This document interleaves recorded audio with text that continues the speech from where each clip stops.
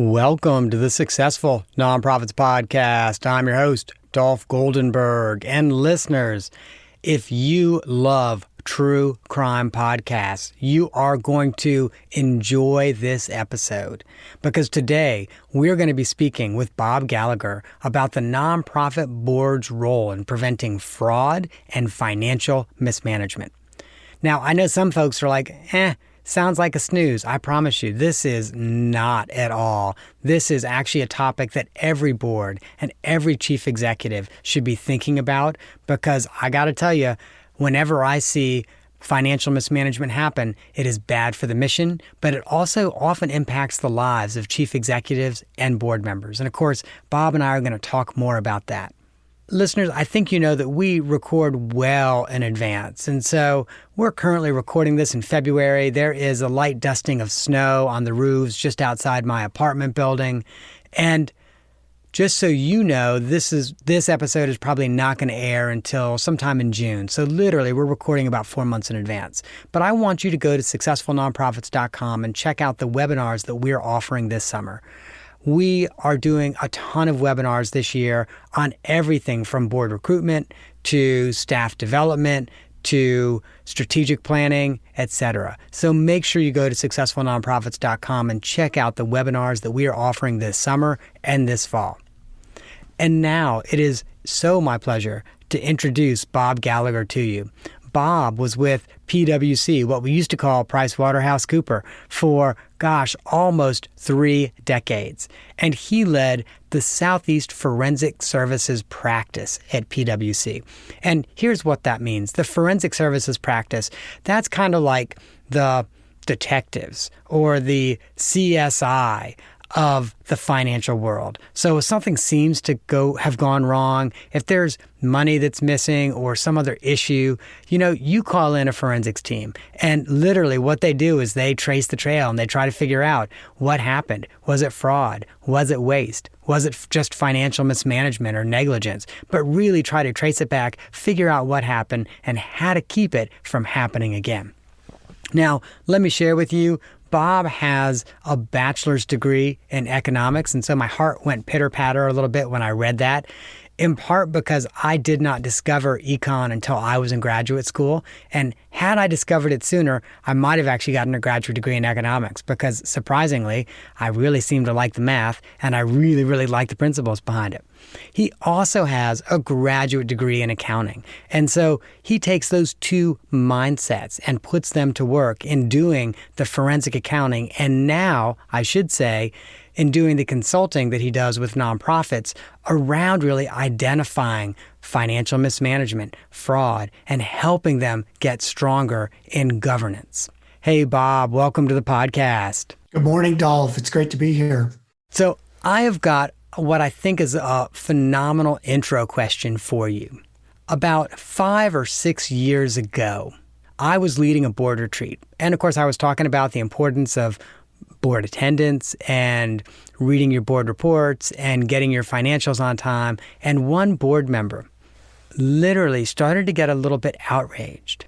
And he starts to say, why does all this matter? I'm just here to do good for the organization. Why does all of it matter?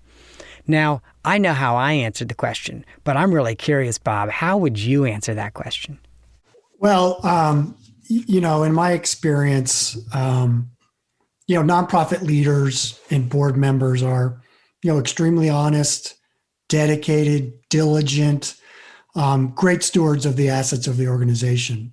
But unfortunately, fraud at nonprofits happens more often than you would like to think. It's really not that uncommon. And but the good news is there's a lot that can be done by the staff and by the board to mitigate that risk. And the board plays an important role in that. So let's talk about some of the most common types of fraud or financial mismanagement that you've seen at nonprofits. Well, I've seen everything from outright stealing, which we talk about as fraud in the financial world, is embezzling money, misappropriating assets of the organization.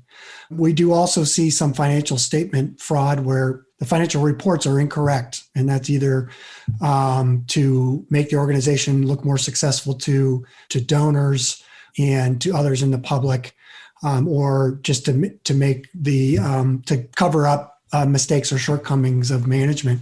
But then there's also a lot of mismanagement that goes on, waste, abuse, abusing one's position of authority to line one's own pockets or serve their own interests. Unfortunately, we see incompetence in financial management of organizations.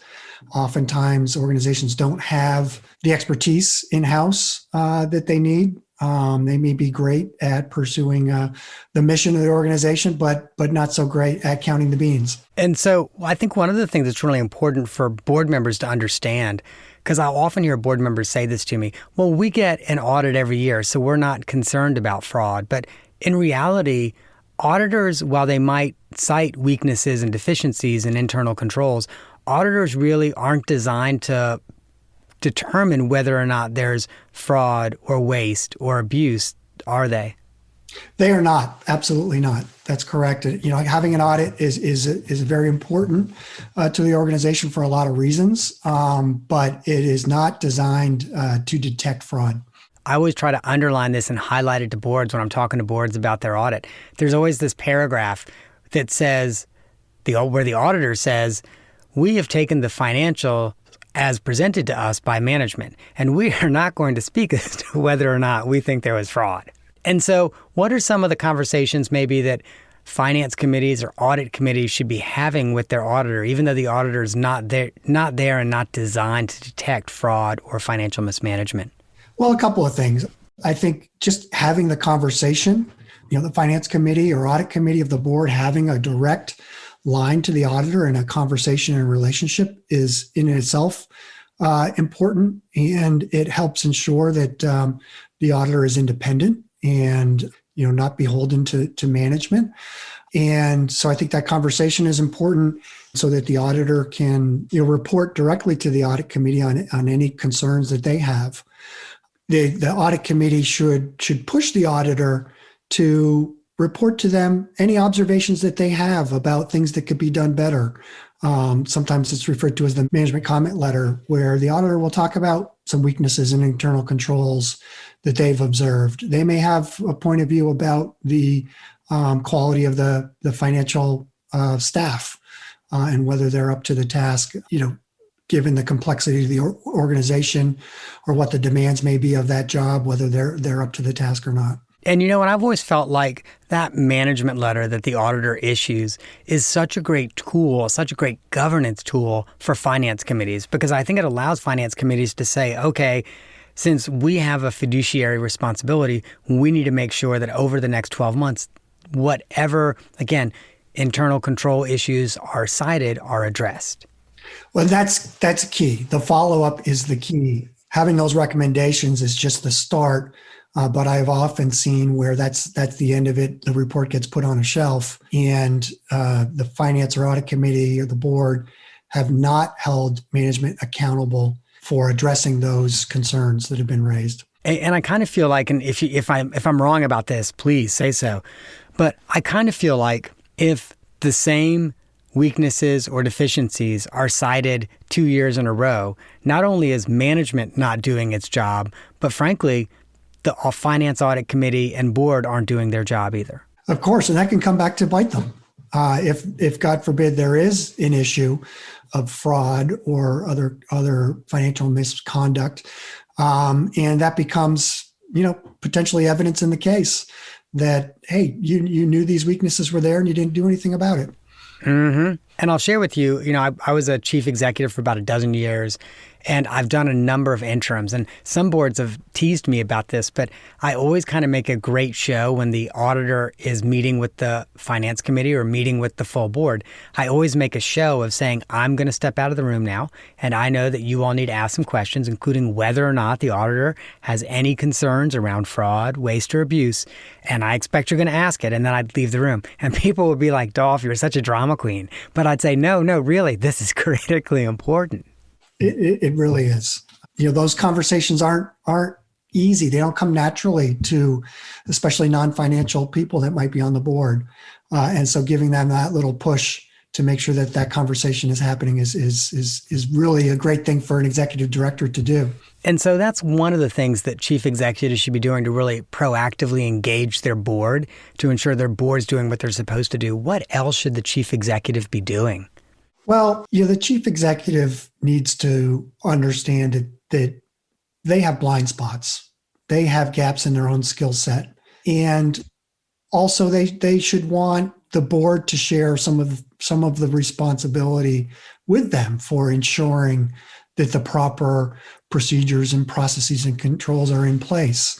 And so the executive director or chief executive should be proactively engaging with the board on things like financial policies and controls, and ensuring that the board is reviewing those policies and weighing in, and can help. Hopefully you have a board with a diverse set of skills and experiences, some of which may be financial expertise or experiences with other organizations that can really supplement your own experience and really help you ensure that you've got those policies and procedures in place. I'm so glad to hear you say that, because really, and we talk about this all the time in general in the sector, but every board needs a CPA and someone really with financial and accounting expertise. But ideally, that person kind of becomes a partner of management. That's right. I think executive directors, chief executives sometimes need to expect more from their board. Their board can really help them in a lot of different ways. It's not just about, a high level of oversight or helping with the fundraising, all very important.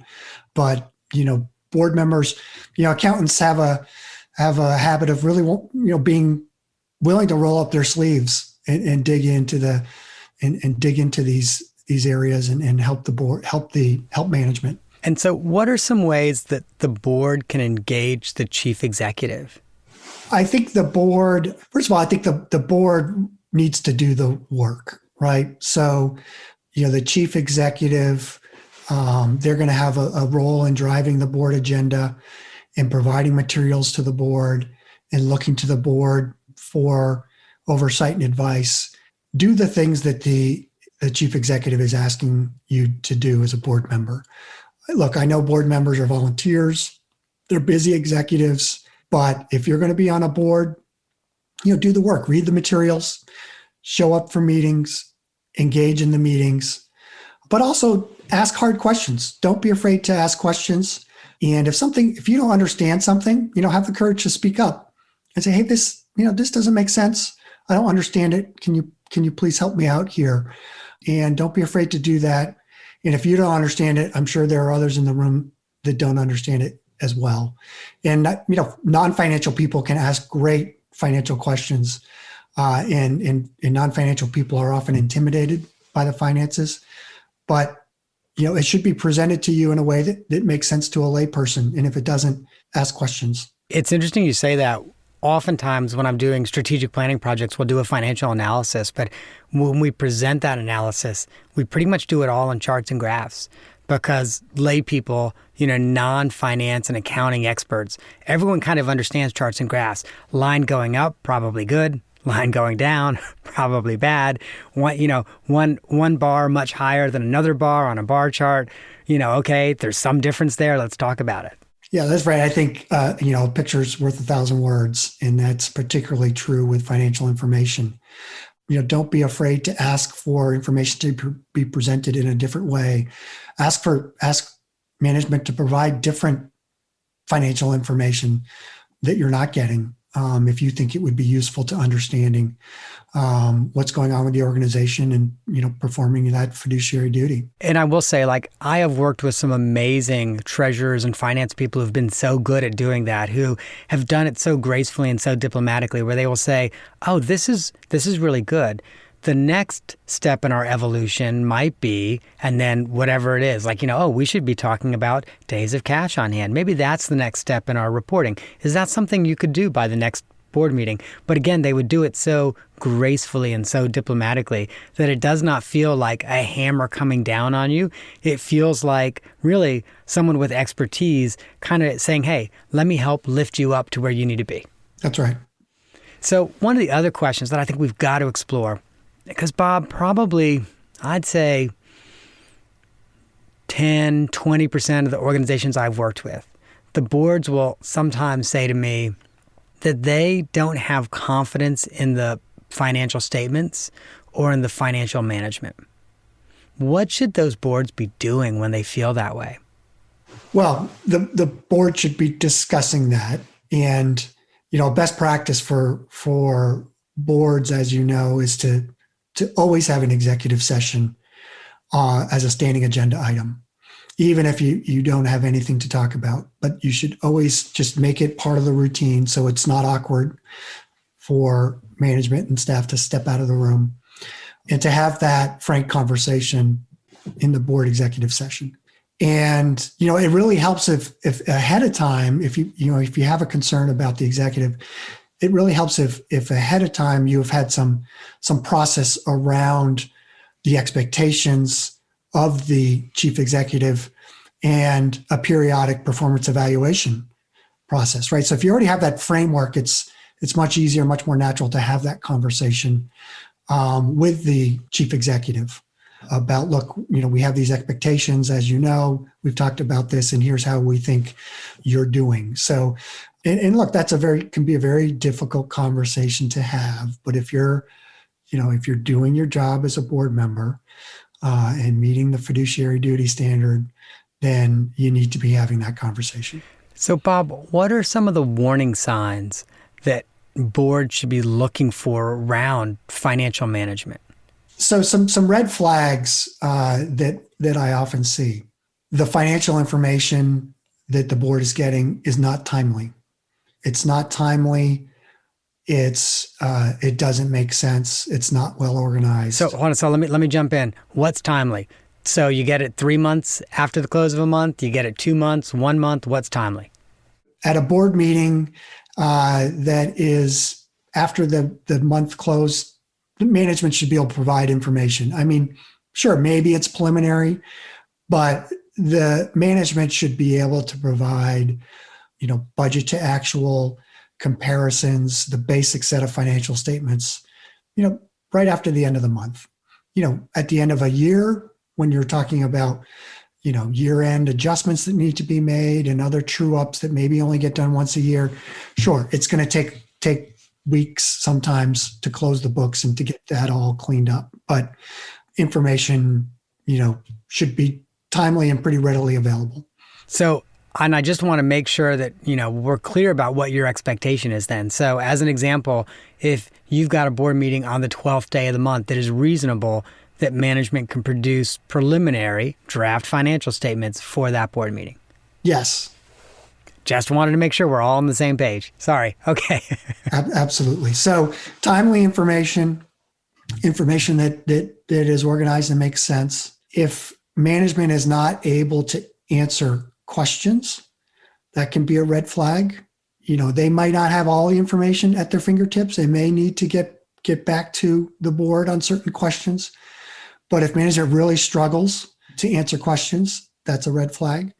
If the board asks for additional information, as we talked about earlier, asking for things presented in a different way, different information being presented, and management really struggles to do that, that could be a red flag. If there are, look for those trends. What are the trends in the organization? Are management continuing to miss the budget, either in on the revenue side or in expenses? And can't explain that, then that's a red flag as well. And so let's talk about penalty cards. And, we've talked about the red flags, but as I think about penalty cards, those are the things that when they happen, the board or finance committee needs to say to management, all things stop until we get an answer on this. I got some ideas about what penalty cards are, but what do you think warrant a penalty card? Not being able to pay the bills on time? I have to share with you, that's exactly what I was thinking. As management, you miss a payroll, the board needs to shut everything down. I'm not saying you shut the organization down, but needs to say to management, your number one job is to explain to us why this happened, and we need to see your cash flow projections, et cetera. Well, absolutely. I mean, missing payroll is the huge red flag. I mean, that's like a big red blanket that you can wrap around you, but leading up to that, payroll is the last thing that you're probably going to miss.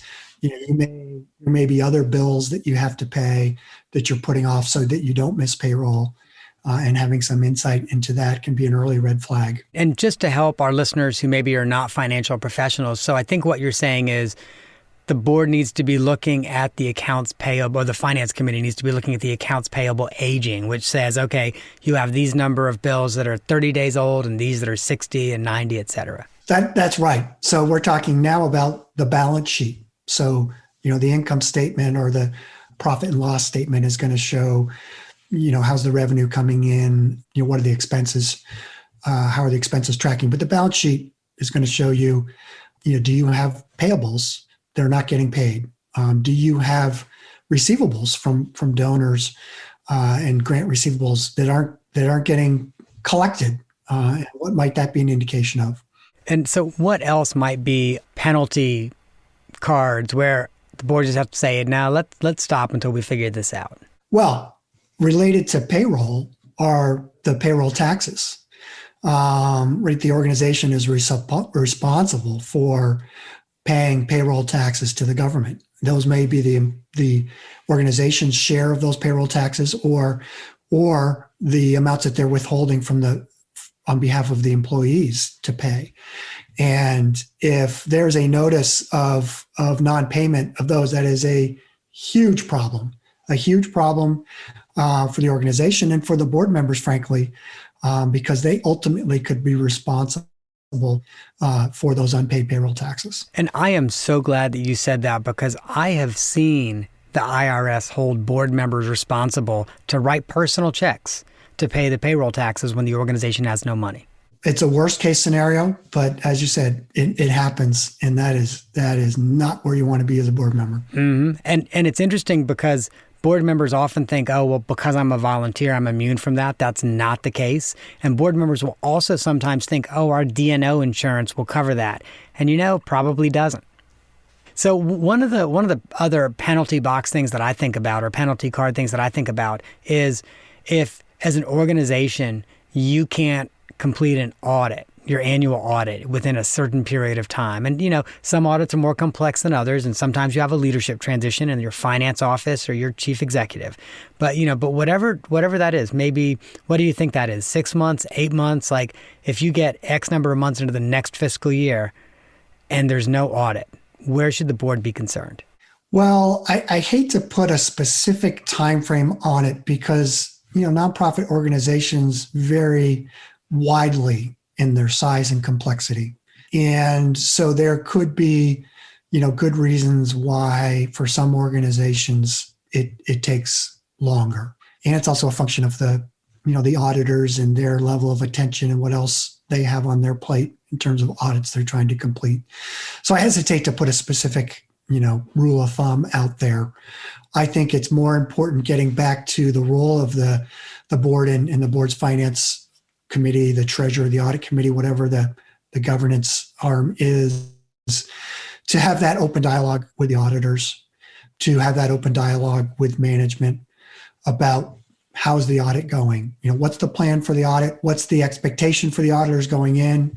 And if the plan going in is, the auditor is going to be here in March and they expect to be doing field work for a week, and then they expect to be able to issue draft reports within a month, then you've got an expectation to then judge any delay against.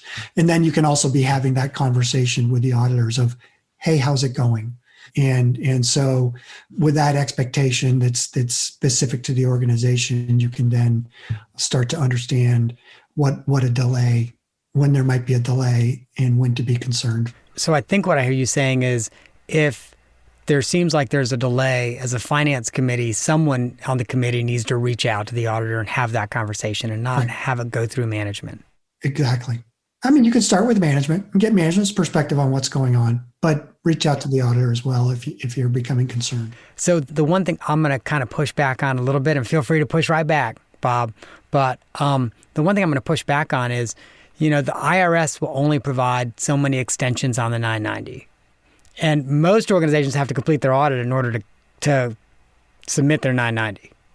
Well, that's exactly right. So if you're starting to miss those regulatory compliance deadlines, that is a red flag. Absolutely. And I guess I was speaking more to, before you get to that point, you could still have a delay that could be a red flag. If the audit was expected to be completed by X date, maybe you're not going to be up against those filings until X plus a certain number of months. But those delays, it could still be red flags. Right. And so I think then it sounds like maybe that's the other penalty card then, is if you miss regulatory deadlines, whether that's your 990 or, if you have a 401k plan that has to have I'm going to nerd out here, has to have a Form 5500, which is due every year. And by the way, steep fines for that if you don't submit it. But if you miss that, that's where the board needs to be really concerned. Well, yeah, and that's a great segue into another point I wanted to make about what the board can be doing. The board should be doing a risk assessment in terms of what are those risks that we have. And part of that risk assessment would be those compliance deadlines, right? So do we have a deadline for the 401k? Do we have any grantors, foundations, government funders that have deadlines for when the audit needs to be done and provided to them? When's the 990 due? Do we have debt with the bank, and are there any covenants around timeliness of financial statements and audits? Oh my gosh, that is such a great idea for organizations and boards to do those risk assessments. I love it.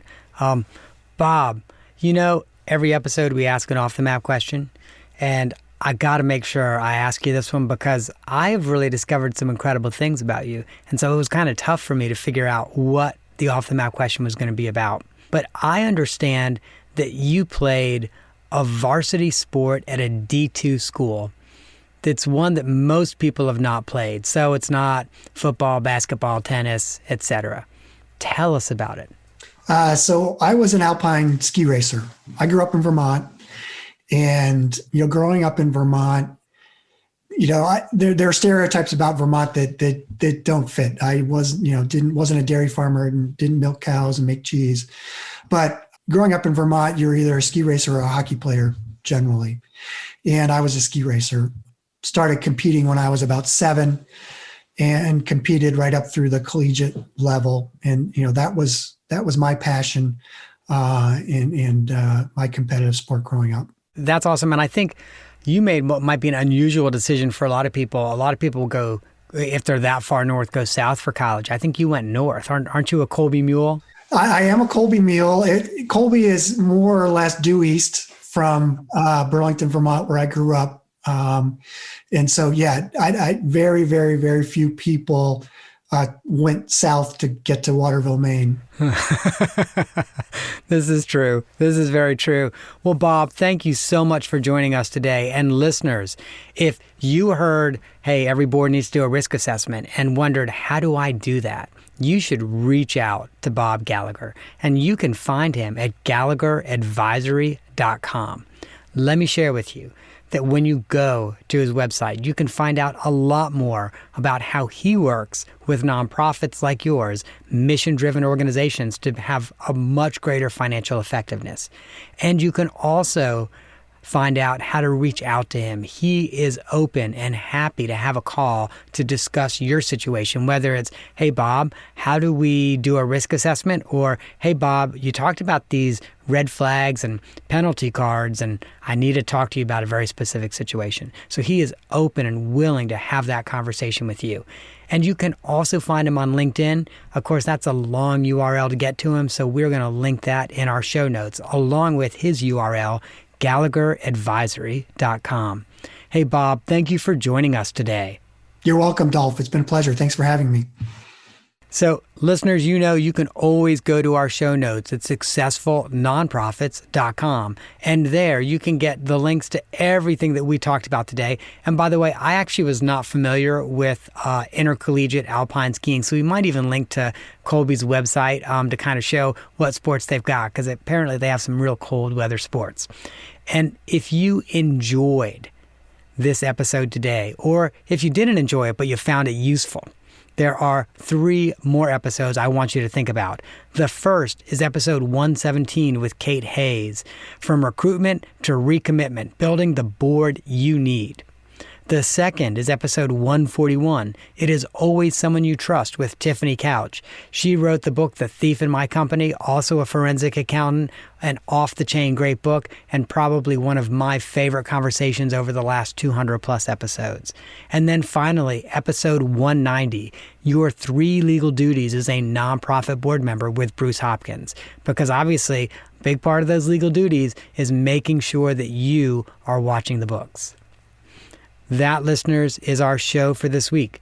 I hope that you have gained some insight to help your nonprofit thrive in a competitive environment. And, I always got to tell you the disclaimer. I know we talked about accounting a little bit today, but I'm not an accountant nor an attorney. And neither I nor the Goldenberg Group or our guest today are here to provide legal, accounting, or other advice. If you find yourself in need of legal, accounting, or financial advice, I suggest that you reach out to a credentialed, qualified person. Have that conversation with them. If you need referrals, hey, hit me up. I'm always happy to share with you some great professionals that are doing legal work and accounting work that can work with you.